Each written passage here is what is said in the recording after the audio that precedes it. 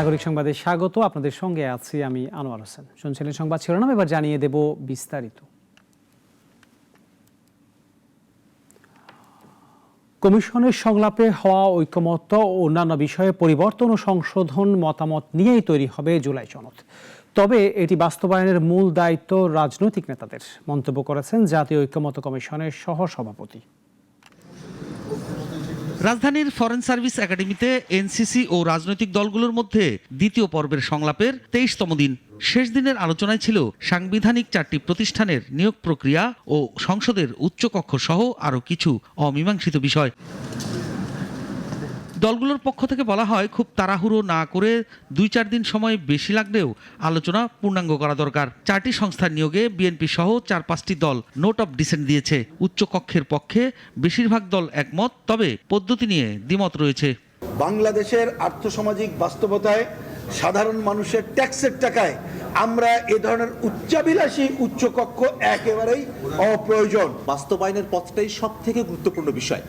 বাস্তবায়নের বিষয়টা নিয়ে যেন রাজনৈতিক দলগুলোর সঙ্গে খোলামেলা পদ্ধতিতে আলোচনা করা হয়, কার্যকারিতার দিকগুলো এবং যে সময়সীমার কথা কমিশনের তরফ থেকে বলা হয়েছিল, আমরা সেই সময়সীমাকে প্রত্যাখ্যান করেছি। একদিকে যখন আপনার জুলাই সনদের জন্য শাহবাগ অবরোধ করছে, সেই সময় উচ্চকক্ষের যে প্রস্তাবনাটা এসেছে, আমরা এই উচ্চকক্ষের এই প্রস্তাবনার বিরোধিতা করেছি। বাংলাদেশে একটা নতুন রাজনৈতিক বন্দোবস্ত তৈরি করতে হবে এবং সেটা অবশ্যই গণতান্ত্রিক রাজনৈতিক বন্দোবস্ত, এবং সেটা করতে গেলে বিদ্যমান সংবিধানের এবং রাষ্ট্র ব্যবস্থার একটা গণতান্ত্রিক পুনর্গঠন করতে হবে। যদি সরকার ব্যবস্থার পদ্ধতির পরিবর্তন না হয়, তাহলে এই রাষ্ট্র সংস্কার আলোচনা কিংবা ঐক্যমতের আলোচনা এটা আমরা মনে করি অর্থবহ হবে না। কমিশনের সহসভাপতি বলেন, জুলাই সনদ বাস্তবায়ন প্রক্রিয়ার ক্ষেত্রে প্রধান এবং মৌলিক দায়িত্বটা রাজনৈতিক নেতাদের। আমরা মনে করি যে বাস্তবায়ন প্রক্রিয়ার ক্ষেত্রে প্রধান এবং মৌলিক দায়িত্বটা, প্রাথমিক দায়িত্বটা রাজনৈতিক নেতৃবৃন্দের। আপনাদের মধ্যে আলাপ আলোচনার মধ্য দিয়েই আমরা বিশ্বাস করি যে যে সমস্ত বিষয়ে আপনারা একমত হয়েছেন সেগুলো বাস্তবায়নের পথ আপনারা তৈরি করতে পারবেন, এবং সেখানে জাতীয় ঐকমত্য কমিশন আনুষ্ঠানিক এবং অনানুষ্ঠানিকভাবে অনুঘটকের কাজ করবে। 2 পর্বের আলোচনায় এখন পর্যন্ত 13টি বিষয়ে ঐকমত্য প্রতিষ্ঠিত হয়েছে। কোথাও কোথাও নোট অফ ডিসেন্টের সুযোগ ছিল, যা এখনও আছে। আরও কোনো ভিন্নমত থাকলে তা রেজিস্টার করার সুযোগ থাকবে বলছে কমিশন। সাইফুল শাহিন, নাগরিক, ঢাকা। রাজনৈতিক দলগুলোর একে অপরের প্রতি যে কাদা ছোড়াছুড়ি করছে, তাতে তিক্ততা তৈরি হচ্ছে। এই থেকে সরে আসার আহ্বান জানিয়েছেন বিএনপি মহাসচিব। জাতীয় প্রেস ক্লাবের আয়োজনে এক অনুষ্ঠানে তিনি এইসব কথা বলেন। এছাড়াও আগামী ফেব্রুয়ারির মাঝামাঝি নির্বাচন হলেই দেশের সংকট কেটে যাবে বলে আশা প্রকাশ করেন মির্জা ফখরুল। জুলাই আগস্টের গণ অভ্যুত্থান উপলক্ষে শহীদদের স্মরণে আলোচনা সভার আয়োজন করে জাতীয় প্রেস ক্লাব। জাতীয় প্রেস ক্লাবের ইতিহাসে অনুষ্ঠানে শহীদ পরিবারের সদস্য, সাংবাদিক ও রাজনৈতিক নেতারা অংশ নেন। যে আকাঙ্ক্ষা নিয়ে আন্দোলনে অংশ নিয়ে শহীদ হয়েছেন, তাদের স্বজনরা জানান সে আকাঙ্ক্ষা এখনো পূর্ণ হয়নি। আমরা তো এই সরকারের কাছে তেমন কিছু চাই নাই। তারা যদি এই রাজনৈতিক দল যারাদের ডাকে, আমার ছেলেরা ডাকায় শহীদ হয়েছে, যাদের রক্তের বিনিময়ে তারা দাঁড়ায় রয়েছে, তাদেরকেই এখন ভুলে যায়। ভবিষ্যতে তারা আর আমাদের কি মনে রাখবে? প্রধান অতিথির বক্তব্যে বিএনপি মহাসচিব বলেন, সংবিধানের মৌলিক 12টি বিষয়ে ঐক্যমত্য হয়েছে। তা দিয়েই সংস্কার শেষ করে নির্বাচনে যাওয়া উচিত সরকারের। সবার মধ্য দিয়ে যে ফেব্রুয়ারি মাসের প্রথম দিকে নির্বাচনটা, প্রথম দিকে না, সেকেন্ড উইকে মধ্য সময়ে আপনার নির্বাচনটা হবে। আমার মনে হয় যে সেটা হলেই বোধহয় অনেক সমস্যা, অনেক আমাদের দ্বিধা, সেই দ্বিধা কাটিয়ে আমরা একটা জায়গায় পৌঁছতে পারবো। দেশে এক ধরনের অস্থিরতা তৈরি হয়েছে। এর মধ্যে রাজনৈতিক দলগুলোকে একে অপরের প্রতি বোঝাপড়া থাকতে হবে বলে জানান মির্জা ফখরুল। গণতন্ত্র যাতে নস্যাৎ না হয়, সেজন্য রাজনৈতিক দলগুলোকে সজাগ থাকার আহ্বানও জানান তিনি। রাজনৈতিক দলগুলোকে পারস্পরিক একটা বোঝাপড়া থাকতে হবে। এই বোঝাপড়া না থাকলে এই যে আমরা কাদা ছোড়াছুড়ি করছি, গণতন্ত্রের কাদা ছোড়াছুড়ি হবে, অনেক অনেক আপনার কথা আসবে, কিন্তু এটা একটা সীমা থাকা দরকার। তা নাহলে যেটা হয় সেটা হচ্ছে যে আপনার একটা তিক্ততা সৃষ্টি হয়, যে তিক্ততা ভবিষ্যতে গিয়ে রাজনীতিকে আরো কলুষিত করে। সঠিক পথে দেশকে না নিয়ে যেতে পারলে জাতি এবং শহীদদের কাছে কি জবাব দেয়া হবে, তা ভেবে দেখার সময় এসেছে বলেও প্রশ্ন রাখেন বক্তারা। আমি আশা করব সেই পথে আমাদেরকে যেতে হবে না। রাশেদুল কাদির, নাগরিক, ঢাকা। 18 বছর ধরে মানুষ ভোট দিতে পারেনি। আগামী নির্বাচনের মধ্য দিয়ে মানুষের সেই ভোট দানের আকাঙ্ক্ষা পূরণ হবে বলে মন্তব্য করেছেন আইন উপদেষ্টা। এদিকে প্রধান উপদেষ্টার প্রেস সচিব জানিয়েছেন, বাংলাদেশের নতুন রাজনৈতিক বন্দোবস্তের জন্য আগামী 5-6 দিন খুবই গুরুত্বপূর্ণ। দুপুরে সচিবালয়ের গণমাধ্যম কেন্দ্রে সাংবাদিকদের সঙ্গে মতবিনিময় সভায় অংশ নেন প্রধান উপদেষ্টার প্রেস সচিব। প্রেস সচিব বলেন, আগামী 5-6 দিনে আমরা বুঝব আমরা কোথায় যাচ্ছি। তবে যা কিছু হোক না কেন নির্বাচন দেরি হবে না, এ বিষয়ে প্রধান উপদেষ্টা দৃঢ় অবস্থানে আছেন। তো আমি বলবো যে আগামী 5-6টা দিনে আমরা বুঝবো যে আমরা সামনে কোথায় যাচ্ছি। বাট একটা বিষয় আপনি নিশ্চিত থাকেন, ইলেকশন দেরি হবে না। ইলেকশন প্রফেসর যেই সময় বলেছেন তার থেকে একটা দিন দেরি হবে না।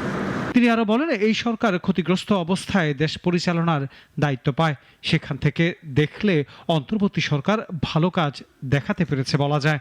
আমরাও মিনিস্ট্রিদেরকে বলছি যে 1 বছরে কি কাজ করেছেন আপনারা যেন বুকলেট তৈরি করেন, সবাইকে দেন। প্রত্যেকটা মিনিস্ট্রিতে কাজ হয়েছে এবং খুবই আমি বলবো যে অনেক সিরিয়াস কাজ হয়েছে, যে কাজগুলো বাংলাদেশে গুড গভর্নেন্স এস্টাবলিশ করার জন্য খুবই আমি মনে করি যে এগুলো যুগান্তকারী পদক্ষেপ। এই কাজগুলো সামনে আরও হেল্প করবে। এছাড়া চাঁদাবাজির বিষয়ে কথা বলেছেন প্রেস সচিব। আপনারা অনেকে ল অ্যান্ড অর্ডারের কথা বলেন, আমি আপনাদের সবাইকে বলবো আমরা এই জন্য ওপেননেসে বিশ্বাসী। আমরা পুলিশকে বলেছি যে আপনারা যা স্ট্যাটিস্টিক্স আছে সবাইকে দেন। এইটা যদি দেখায় যে ডাকাতি বাড়ছে, দেখুন আমরা তো হাইড করছি না, আমাদের হাইড করার কিছু নাই, কিন্তু আমরা ল অ্যান্ড অর্ডারে দেখছি যে স্ট্যাবল একটা সিচুয়েশন। এদিকে বৃহস্পতিবার বিকালে আইন মন্ত্রণালয়ে এক সংবাদ সম্মেলনে কথা বলেন আইন উপদেষ্টা। জুলাই গণ অভ্যুত্থানের পরবর্তীতে মানুষের প্রত্যাশা অনেক বেশি ছিল জানিয়ে তিনি বলেন, অনেক প্রত্যাশা পূরণ করতে না পারলেও অনেক উল্লেখযোগ্য কাজ হয়েছে। আনোয়ার হোসেন, নাগরিক, ঢাকা। বাংলাদেশের ভবিষ্যৎ পররাষ্ট্রনীতি কোন পথে যাবে, সেই প্রশ্নের উত্তর খুঁজতে সংলাপে মুখোমুখি হন সাবেক কূটনীতিক থেকে শুরু করে রাজনীতিক আর গবেষকরা। আলোচনায় উঠে আসে সংকট, সম্ভাবনা আর নীতি পুনর্গঠনের আহ্বান। সিআইআরডিএফ অডিটোরিয়ামের হলরুম। সকালে সংলাপে বসেছেন সাবেক কূটনীতিক, সামরিক কর্মকর্তা, রাজনীতিক আর গবেষকরা। গণতান্ত্রিক পুনর্গঠনের জন্য এই সংলাপে আলোচনা হয় দেশের পররাষ্ট্রনীতি প্রসঙ্গে। বৈঠকে উঠে আসে দেশ বিদেশের নানামুখী সংকট আর সম্ভাবনা। তবে রাষ্ট্রীয় স্বার্থ সংশ্লিষ্ট বিষয়ে প্রাধান্য দিয়ে নতুন করে ভাবনার পক্ষে মত আলোচকদের। আমাদের প্রতিবেশী যতই খারাপ হোক, প্রতিবেশী তো আমরা বদলাতে পারবো না, তার সাথে অন্তর্বর্তীকালীন সরকার যেভাবে আগানোর কথা ছিল কেন পারে আমরা বুঝি না। ইন্ডিয়া, আমেরিকা, ইন্ডিয়া, চায়না জায়গা হোক কিংবা যুক্তরাষ্ট্র, এই বলয়গত যে লড়াই চলছে, অর্থনৈতিক যুদ্ধ, সামরিক যুদ্ধ অথবা তাদের মধ্যকার প্রতিযোগিতা, সেই বলয়ের খুঁটিনাটি দিক আছে, সেখানে আমরা কি করব। কিন্তু নেগোসিয়েশন হচ্ছে এখন প্রধান টুলস। রোহিঙ্গা ইস্যু, মানবিক করিডর, এমনকি ভারত চীন প্রভাবের কথাও এসেছে আলোচনায়। দুবাই, মালয়েশিয়া কিংবা আরো নতুন শ্রমবাজার না খুললে রেমিটেন্স খাতে ধাক্কার কথাও উঠে আসে সংলাপে। বর্তমান জাতীয় অন্তর্বর্তী সরকার ক্ষমতা আসার পরে আমরা যখন ইউএন ভোটাভুটিতে প্রথমবারের মতো দেখলাম যে বাংলাদেশ অ্যাবস্টেইন করেছে ইসরায়েলের সাথে, তো এইটা এই পর্যায়েই থাকবে না আমরা এই বরফটা গলাবো? বাংলাদেশের ফরেন পলিসিটা পৃথিবীর মধ্যে খুব কম দেশই এমন হয় সরকার আসলে পরিবর্তন হয় ফান্ডামেন্টাল জায়গায়। এ আসলে আওয়ামী লীগ আসলে এ পলিসি হয়, বিএনপি আসলে বি পলিসি হয়, আর বর্তমানে ইন্টারিম গভর্নমেন্ট আসলে মনে হয় আই পলিসি হচ্ছে। প্রত্যাশা, দেশের অর্থনীতি ও কূটনীতি নিয়ে কাজ করবে পররাষ্ট্র মন্ত্রণালয়। নতুন পররাষ্ট্রনীতিতে সব ধরনের পরিস্থিতিতে কূটনীতিক সম্পর্ক ঠিক রাখতেও ভাবতে হবে। অ্যাম্বাসেডর, সাবেক মন্ত্রী আর তরুণ গবেষক, সবার মত পররাষ্ট্রনীতিকে কাগজের পরিকল্পনা থেকে বের করে মাঠে নামাতে। বাংলাদেশের মানুষ আর প্রবাসীদের স্বার্থ দেখেই গড়তে হবে নতুন পররাষ্ট্রনীতি। পৃথিবীটাকে বোঝা অত্যন্ত জরুরি, বিশেষ করে রাজনীতিবিদদের জন্য, যারা দেশ পরিচালনা করবেন তাদের এই বিষয়ে অনেক বেশি মনোযোগী হওয়া দরকার। জিহাদুল ইসলাম, নাগরিক, ঢাকা। রাজধানীর পূর্বাঞ্চলে প্লট দুর্নীতির ৩ মামলায় সাবেক প্রধানমন্ত্রী শেখ হাসিনা ও তার ছেলে সজীব ওয়াজেদ জয় এবং মেয়ে সাইমা ওয়াজেদ পুতুলের বিরুদ্ধে অভিযোগ গঠন করেছেন আদালত। এর মাধ্যমে এসব মামলার আনুষ্ঠানিক বিচার শুরু হলো। বৃহস্পতিবার ঢাকার বিশেষ জজ আদালত ৫ এর বিচারক মোহাম্মদ আব্দুল্লাহ আল মামুন তাদের বিরুদ্ধে অভিযোগ গঠন করেন। আসামিরা পলাতক থাকায় এ মামলায় তাদের বিরুদ্ধে গ্রেফতারি পরোয়ানাও জারি করেছে আদালত। টোটাল আসামির সংখ্যা হচ্ছে মোট ২৭ জন। এই ২৭ জনকে বিচারের কাঠগড়ায় দাঁড়ানো অর্থাৎ সাক্ষ্য গ্রহণের জন্য আগামী ১১ তারিখে ৫ নম্বর কোর্টে বিশেষ জজ আদালত ৫-এ এবং ১৩ তারিখে বিশেষ জজ আদালত ৪-এ এই ৩টা মামলা এই ৪-এ এবং ৩টা মামলা ৫ নম্বর কোর্টে ২টা তারিখে বাদীদের সাক্ষ্য গ্রহণের জন্য ধার্য করা হয়েছে। এই মামলাগুলোর মধ্যে একটিতে শেখ হাসিনা সহ ১২ জন, আরেকটিতে সজীব ওয়াজেদ জয় ও শেখ হাসিনা সহ ১৭ এবং অন্যটিতে সাইমা ওয়াজেদ পুতুল ও শেখ হাসিনা সহ ১৮ জন আসামি। এছাড়াও এদিন আসামিরা আদালতে উপস্থিত না থাকায় তাদের বিরুদ্ধে গ্রেফতারি পরোয়ানা জারির পাশাপাশি সাক্ষ্য গ্রহণের জন্য আগামী ১১ আগস্ট দিন ধার্য করা হয়েছে। এর আগে পূর্বাঞ্চলের রাজুকের প্লট বরাদ্দের দুর্নীতির অভিযোগ করা মামলার সব আসামিকে আদালতে হাজির হতে গত ১ জুলাই পত্রিকায় বিজ্ঞপ্তি প্রকাশের নির্দেশ দেন আদালত। প্লট বরাদ্দের দুর্নীতির অভিযোগে গত জানুয়ারিতে পৃথক ৬ মামলা দায়ের করে দুদক। মুনিয়া চৌধুরী, নাগরিক, ঢাকা। প্রায় ১ বছর পর পুঁজিবাজারে লেনদেন ছাড়িয়েছে হাজার কোটি টাকা।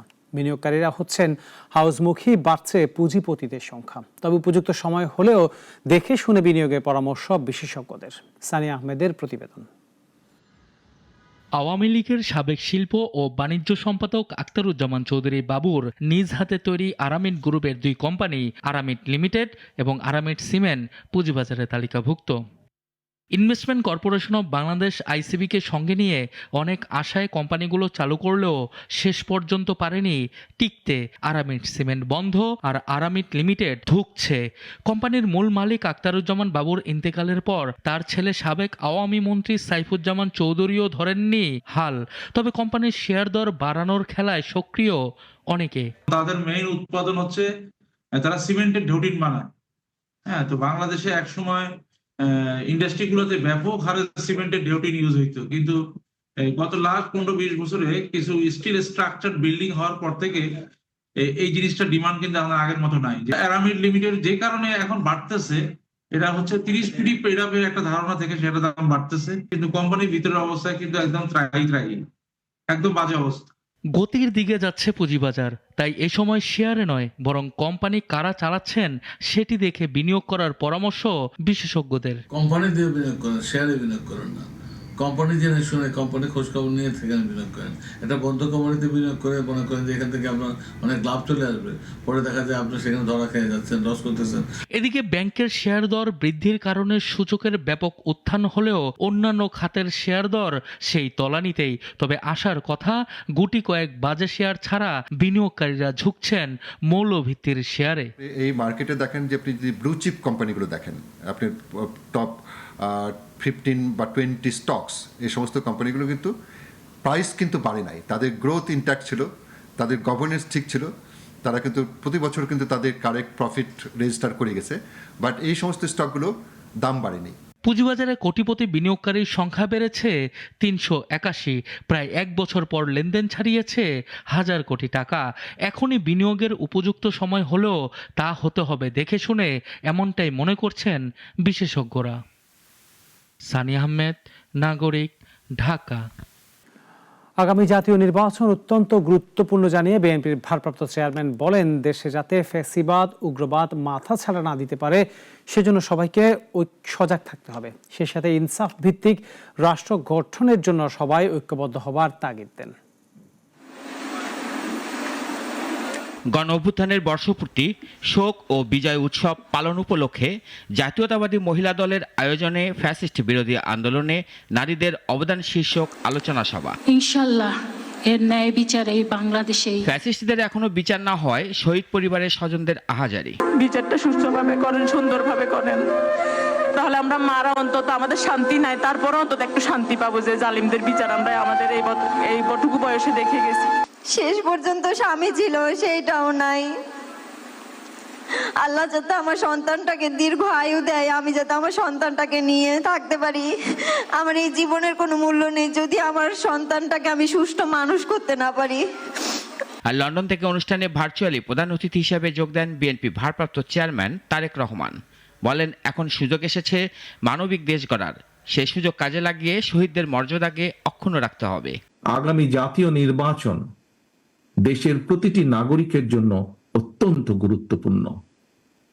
দেশে যাতে আর কোনোভাবেই আর কোনোদিন ফ্যাসিবাদ, উগ্রবাদ, চরমপন্থা মাথা চাড়া দিয়ে উঠতে না পারে, এই ব্যাপারে বিশেষ করে নারী সমাজকে অত্যন্ত সতর্ক এবং সজাগ থাকতে হবে। এবং সতর্ক এবং সজাগ থাকার জন্য আমি সমগ্র বাংলাদেশের মা বোনদেরকে আহ্বান জানাই।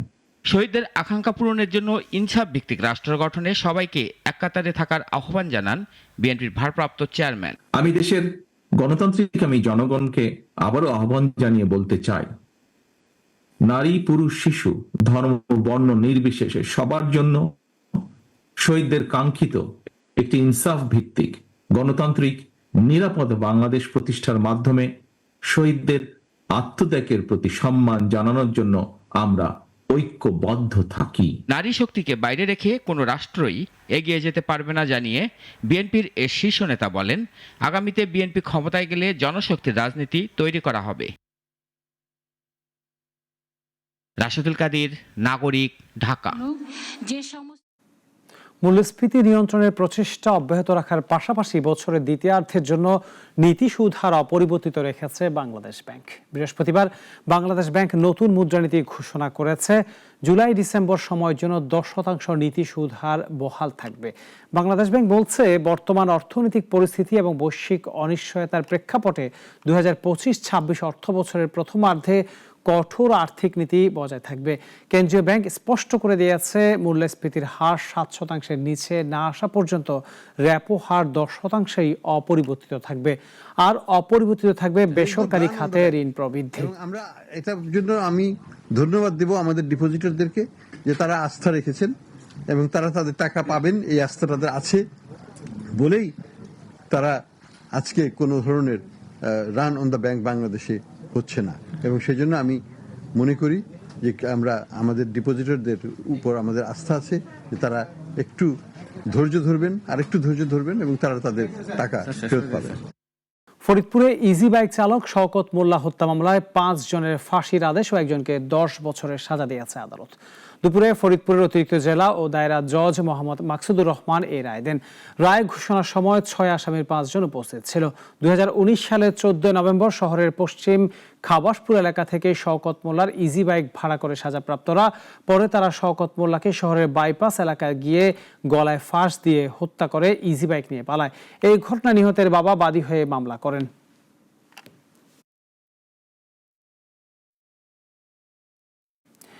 এখন এই পর্যন্তই। নাগরিকের সাথে থাকার জন্য সবাইকে ধন্যবাদ।